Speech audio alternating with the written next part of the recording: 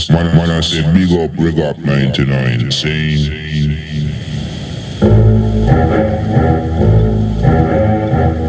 lack of spirituality, homelessness, starvation, disrespect for the children and the elders. Man, I say, rig up 99, man.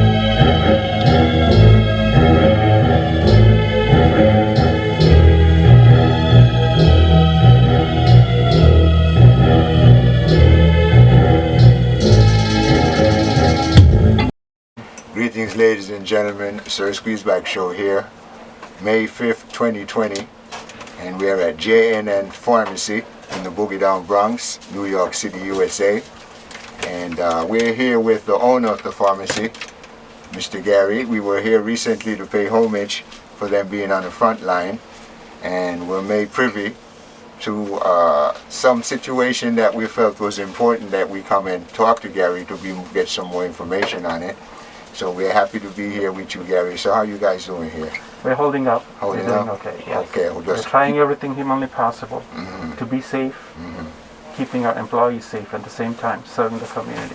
Okay, that's very good. So since we've spoke last, how have you guys been keeping up with the different changes that's going on as the virus progresses? We're trying to do our best. Number one, drugs, there are shortages. We cannot get all the drugs even if you want it because of the supply chain issues. And we are able to get whatever we're able to get. We're filling, and sometimes I ordered a lot of medicines ahead of time to have enough for my customers. And we're giving 2 months supply, which is allowed by the law. That way they don't have to come out as often. Okay, so you're one of those places that don't really have that shortage problem at this particular point in time. No, because I planned ahead of time. Right. I don't have too many shortages. Okay. But Now, people in the neighborhood, yes, it's everywhere. okay, now I understand that the government was talking about, New York State was talking about giving the pharmacies, the different pharmacies, I understand there are about 5,000 and something of them here in the state, the authority to do a test for the coronavirus. Have they reached out to you about that? Have you heard anything? This is in the works. We don't know how it's going to be planned out because we're not initially trained yet in this area. I know we are trained in the vaccines. I do give vaccinations already. But in the virus testing, we need training too. It's not just sticking a test tube in the nose. We need to be trained. We need to have proper PPE, personal protective equipment.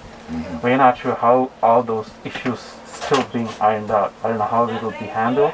I'm looking into it, and hopefully in the near future it will happen, but I'm not sure yet. Okay. Well, you know, Gary, I know that they talk about certain areas not receiving testing. How do they determine who could come and get a vaccine or a shot or something like that for me? Even that, as we speak, that's in the works. Until now, they only designated to certain people who have symptoms, and they reserve the test to frontline workers because they're not abundant tests available. As the time goes by, that may change, and they need to stipulate either doctor still have to give a prescription, or pharmacist can decide this patient needs a prescription. That's not ironed out yet. Okay. We're still waiting for guidance on how it's going to be handled. Okay. Well, you know, Gary, when this thing started out, I understood it originated in China. And at first, the government stated that it got here from China, but we later found out that it came through Europe. But when it got here, and it was in New York, it was in Washington State, I believe, first. But then when it got to New York, it was in New Rochelle. So I'm kind of a little bit questioning how come the Bronx is now putting forth the most death and the most folks tested of the most positive corona out of New York State. Have you seen any situations where you talk about areas that some of these places are where the people are getting more and more of the viruses in the Bronx? Mostly resources too, not just that is. The people in the Bronx are mostly about the under poverty line, and the resources they have are limited. That will contribute to the exposure. That larger number. Larger number. Some people don't have access to go out. they have no choice to go out to get the groceries or whatever, and they're exposing themselves. Okay. And the resource-wise, that could be the reason in my view. Okay. Well, you know, earlier when I was here, we spoke briefly about a situation whereby some of the medications that you were covering, honoring before, since the virus, they're not honoring the same amount of recoupment for you. This is an ongoing fight we have been doing from the last few years. Something called the middlemen in between, called PBMs, Pharmacy Benefit Managers. PB what? PBM. PBM. Pharmacy Benefit Managers. Go to YouTube and type in PBM abuses. You see hundreds of videos and presentations, and you see what they're doing. They put out a contract to independent pharmacies. Take it or leave it contracts. We have no say in it. You take the contract, then you're in the business. If you don't take the contract, there's a huge big companies, and you're out of business. You can't fill any prescriptions. You can't serve your community. And once we sign those contracts, our hands are tied. We cannot talk about it. In a lot of situations, they underpay us. So an example here, I'll show you. I blacked out all the information for the patient. On insulin, they get 3 boxes. Every time they get it, it's about 56 2-month supply. But my net cost for 3 boxes is $1,360.89. But that insurance will pay me only $1,297.96. Do they expect the patient to pay the rest? No. Patient copay is 0 here, if you see it. Oh, okay. So that's that is just $62.93 whole in my pocket. I'm not getting a penny out of this. In reverse, I lose $62.93 every time I fill this prescription. Because it cost you that to get it, that 13. It cost me $13.60, but you're only paying $12.97. Right. We can't speak about it. We can't say anything about it because it's contracted price under the contract that we have no choice other than signing it. So your hands are tied. Hands are tied. And there's no recourse, nowhere to go. We are fighting on it. I mean, it's not as simple as saying no recourse. We're going to lawmakers trying to change the laws. We made some progress. And if anybody wants to help us, right now we are fighting a fight in this COVID situation. This is recently launched. This is Fight for RX. Go to fightforrx.com and see. Tell Congress to lower your costs and defend this pharmacy. All they have to do, everybody can do it in the community. Text Fight for RX to that number. That's all they have to do. Okay. So, ladies and gentlemen, I'm going to say this. So, we're going to talk briefly about this. Tell Congress to lower your costs and defend this pharmacy. To do that, you should give some thought to this situation, and you will text Fight for RX to 52886. And you will be doing not just yourself a service, not just the community a service, but you'll also be doing the whole all community pharmacies. That's right. In the entire nation. I'm not talking about Bronx, not New York. This is a national fight going on. Where do you think this originated from? How new is this? It is a National Community Pharmacists Organization, NCPA it's called. They are organizing this. This just came out last week. We wrote letters to congressmen and senators 2 weeks before just saying there's something called DIR fee. On top of these losses, every quarterly they take money, clawback, called DIR fee, direct and indirect remuneration fees. They take the money off of what they need to pay on top of the underpayments. And there's some other fees called GER fees, General Effective Rate. And if you decided that you wanted to break that contract, if you said, no, I'm not going to do that, what would happen to your business? Close my doors the next day. So it's a take it or leave it situation. Take it or leave it situation. That is a situation community pharmacies are running out. To the patients, they don't know all what's going on in the background. Sometimes they come with a prescription, they go to the doctor, wait a few hours at the doctor, the emergency room. They come here, all of a sudden I can't fill the prescription. though it's less expensive. This is just, a lot of times I see prescription written for, end of the day only going to pay for $2 or $3, but it's non-formulary, and that they rather pay for $500 prescription in place of it because that is formulary. You know what formulary, non-formulary No, is? yeah, I was going to ask you that question. Okay, they make a list of drugs called preferred drugs. They put in the preferred list. If the doctor writes that list, they will cover it. Anything out of that list, it's not covering it. It's not covered. Our doctor have to get an approval. So there's a relationship behind there somewhere. Okay, and that is a relationship. It's called, why the list of drugs put in the formulary. They put in the formulary main reason because it's supposed to be to benefit and reduce the cost. But in other way they're doing it is because they get the most rebates from the manufacturer. The kickbacks. The higher the kickback, that's going to be make their formulary. So, and this is only in America? As far as I know, this only in America. They expect you to do a service taking a loss. And this, because of the loss, the way it's written, the pay structure is modeled. That's how it is. As far as I know, it only happens in America. Wow. So, you know, Gary, And we are spending most dollars in the on the planet Earth for healthcare, but still with the least effective healthcare, in my view. in terms of the coronavirus and its impact on you're not able to conduct business as usual, so you're at a loss there too, because you're not able, but you're still in. And I just want to say, what was it that drove you to commit yourself to? I mean, you've always been committed, I know, but this is a very, very, perilous time right now. So, for you to decide that, I'm going to be that front line, I'm going to be here for my community. This is my bread, this is my profession. I've been here for more than 15, 16 years almost now. I've been serving the community, I'm part of the community, though I come here, work here every day. And I like to serve the customers, but it's a lot of times these forces behind us are pulling us back. That's right. And I made the changes that I needed to keep my employees safe, that we can remain open. Right. And if you can see, there are plastic sheet put separating. The Right. idea is not to separate me from the customers. That's not the idea. Right. But it's to That protect the employees Right. and keep serving. That's right. That was my idea of That's that.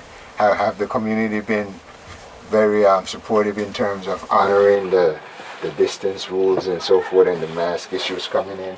Yeah, initially it was surprised because I did that way before any changes were made in the healthcare system. Right. I did that by 15th of March, I already have the separation. Some people were surprised by it then. I was one of them, because Okay. I made a statement to one of the young ladies inside, and when I came in, I says, "You wearing a mask?" And she says, "Yeah, you need to protect yourself. That's why I'm wearing a mask." So I appreciate that. Yeah, I know I did that. You're a planner. Yeah. I did that way before. By March 15th, my separation from the patient area to the employee area is already done. And took the actions way ahead and try to keep the pharmacy and keep it open. I know this is coming. I can see it. But I want to keep business open that way I can tell the customers. And initially, for a few weeks, I opened Sundays because I see the need for the people. They're rushing out and trying to get the medicine before the lockdown started. That way they can stay home. I opened a few Sundays, that way they can come and get the medication and stay home. Okay. Now, on a personal note, how is mom and dad doing? But they're doing great. By God's grace, so far they're good. Okay. Dad is 84 years old. He's still holding tight. He's good. And how old is mom? He's 76. 76. And how is this virus in back home? Back home, I would say, unplanningly, fortunately, they went to the village for a walk, but their lockdown started.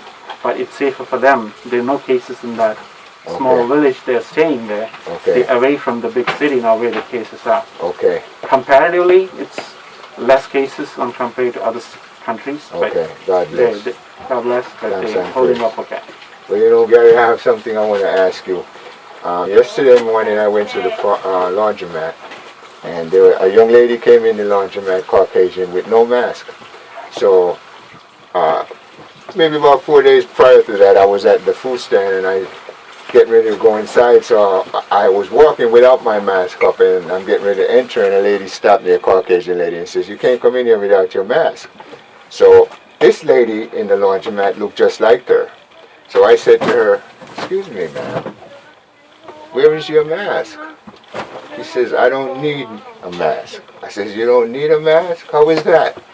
She says, where I'm from, we get shots for that. I don't get the coronavirus. And she walked away, so I was a little bit taken. So I said, excuse me, and where are you from, ma'am? She says, Georgia, which is one of the former... But she's here visiting in that. No, she's living here. She's living up in the Bronx, Okay. upper part of the Bronx. But she says she's from Georgia, but she was there. She was, in Europe. And I'm saying, how could this situation where someone is saying there is a shot available for this thing, but it's in the Soviet bloc area. And I don't hear too much about the virus in other parts of the world. I thought what would happen would be the world leaders would say, this is a common thing. And you would have China tell you what you're doing, Russia telling you what she's doing. It doesn't matter what your political or military status or whatever the problems that is there.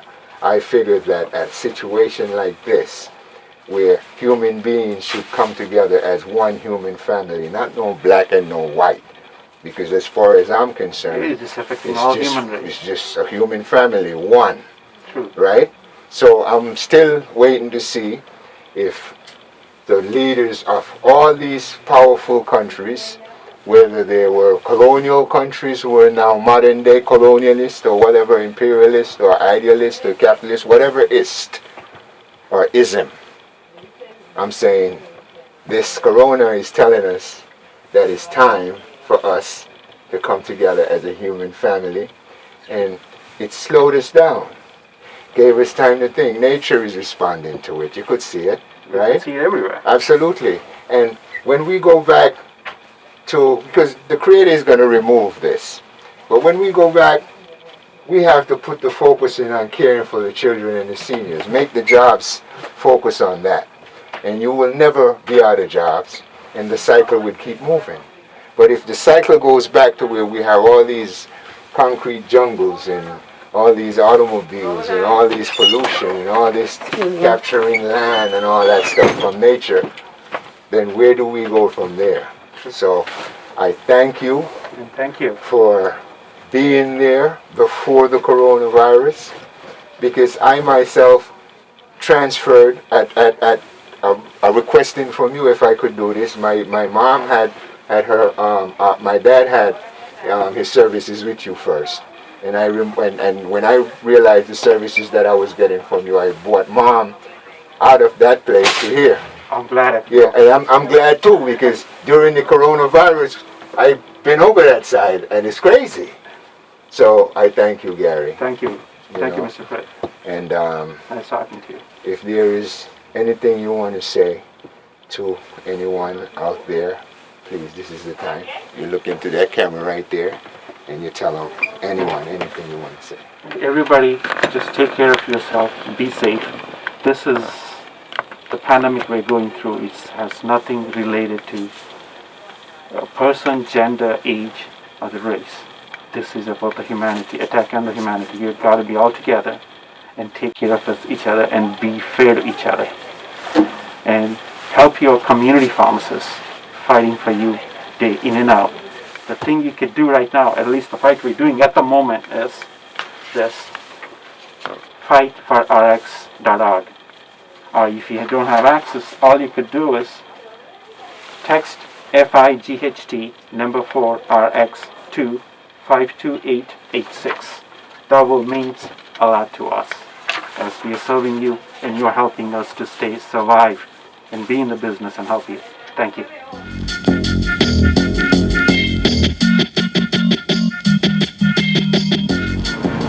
Yeah, ladies and gentlemen, we're right now in country style Jamaican and American restaurant. This is one of the businesses that has been on the front line ever since the coronavirus shows itself. And we've been through here to give them homage. So we are back again to let them know that we really, really and truly appreciate them. And to find out, if we talk to a couple of members of the community to find out, we'll find out their take on country style being open. during the corona and how the food is. So we're here with Leah. My name is Leah. Thank you, Leah, for talking to us. So how long have you been coming? I've been coming here since it opened. I actually live right across the street, and we moved in right about the time that it opened up, and we've been coming here every few days. The food is amazing. My husband is Jamaican, and he says it's really authentic. So and you know that they know. Yeah, it's good. It's really good. The patties are the best. Okay. We're vegan, but even the veggie patties are good. Okay. So what you here for today? I'm here for veggie patties and some rice and some curry goat sauce and some white tea. So let me ask you this. How do you feel given the fact that most places you go, they're closed? Country Style is open. I'm so grateful. I'm so grateful because this is the main place that we go. Even before Corona, this was the main place that we came to. Right, so right. it's really nice that it stayed open for us. You want to give a shout out to anybody? A shout out to all New Yorkers being strong, holding it down right now. It's alright, yo. If you want to go get some fresh air, go outside. Just keep your distance. Be safe, be sanitary, and we'll get through this together because we're tough. Support local businesses. Thank you so much. Yeah, God bless. So you see, ladies and gentlemen, if you feel like you don't have the right food in the house, we're gonna get more. Are these veggies? Feel like eating some Caribbean food? Only one. Okay, can I get one veggie? Some American food. Don't buy country style. I'll take one veggie and one chicken. That's country style Jamaican and American restaurant right here in the Boogie Down PRONX, New York City, USA.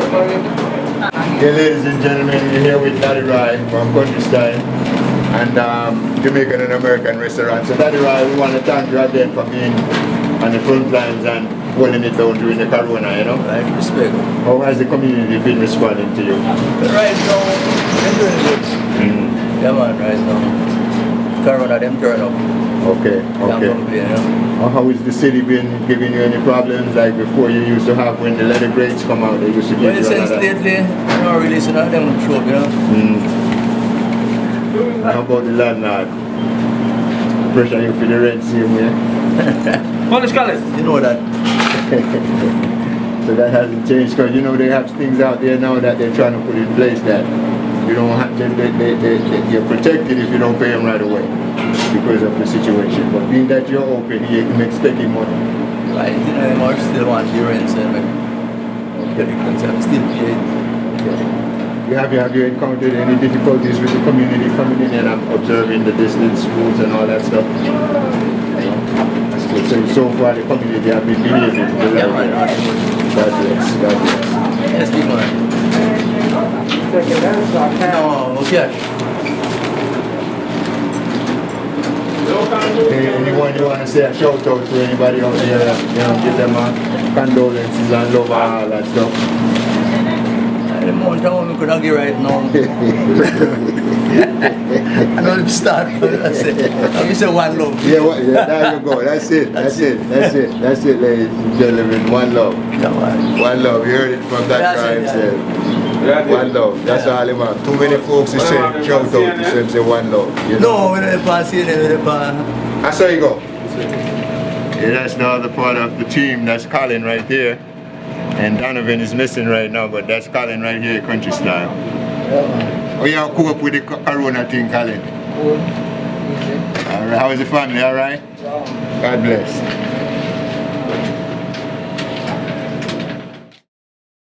Yeah, ladies and gentlemen, we're here with Demetrius, one of the customers here at Country Style. So I asked him, why he's here today. So why are you here today? What you came to get? Come get some food. What food? What kind of food? Western Indian food. What you buy today? Jerry chicken. So where you at? Where do you stay at? In the Bronx? We're in the Bronx, J&N. Okay, so you can't get them kind of food out? No, Spanish community. Spanish neighborhood. How did you find out about Country Style? Oh, I have people all over. Okay. And they tell you about to stay? Okay. All the spots. You agree with that the food is good? The food is good, 100%. How are you coping with the corona right now? Corona? Or hold it up, stay in the house. Okay. Yeah, wear my mask on, and exercise and bicycle. Okay. Well, you know, brother, I want to thank you for talking with us today, and stay strong. Keep the family safe, yeah? Yeah. Enough respect. All right, dude. Country style.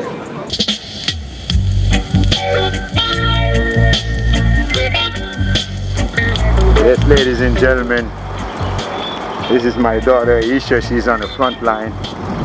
She's a nurse in the hospital, so she's also a nurse in the group homes. So she's now coming from her assignment in the group home. This is Saturday, April 25th, 2020. And I just want to give her my love and my appreciation. We just left J&N Pharmacy in country style to show you those on the front line, but I just want to let you know, as an ex-military person being on the front line, I want to give her a homage. I love you, Aisha, and I thank you. And on behalf of you and your staff at Montefiore and IHD, I would like to thank you for being on the front line for those who are not as fortunate. And one love. Thank you. But we got you. We got you, Ish. Thank you. One love.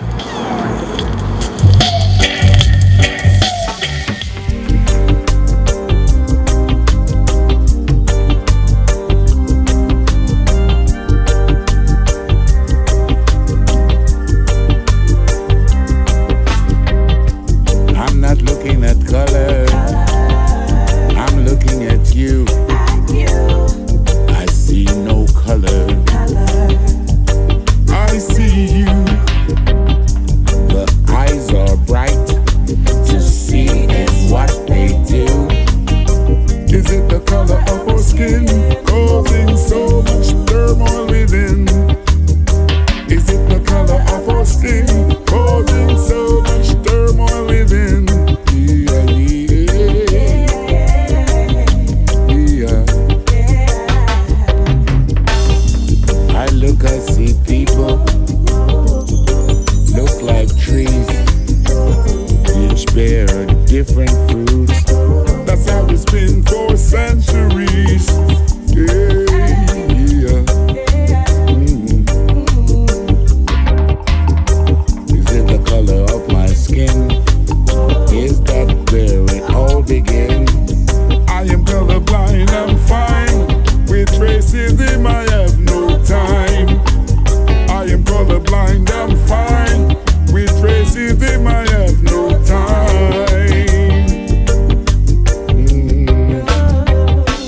Would you give your life for a friend? Or leave them with no defense? I know someone who gave their life, and that was one great sacrifice. Oh yeah, yeah, yeah.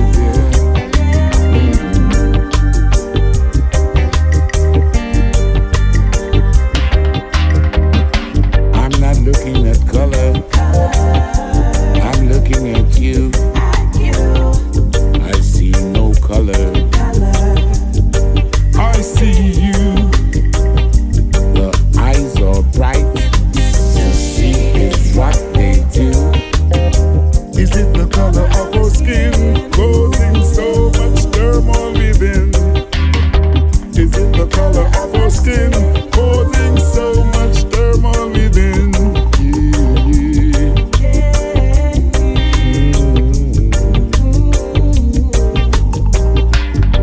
I can't see people looking so confused, trying to find the answer to why they've been